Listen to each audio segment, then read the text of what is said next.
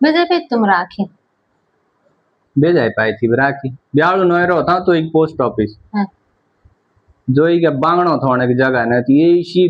भीड़ थी वहां यार तो तब मुई तो मोना बोल मास्ता पूर भेज भले अर्जेंट है सो बोले यार पंडित जी थों दो तो पूर्व पहुंचे कि पहुंचो नहीं ने तब बोल तब 4 दूस बाची नहीं है भाई घर राखी तब बोल दो तीन मुंह भीतर तो न तो साथ भीतर देखा तीन तो ही के बाद है पार्सल आए पार्सल तब तब बोलते शो बोले का बोले पंडित जी मुआ मेरे घर वाले तो दे एक है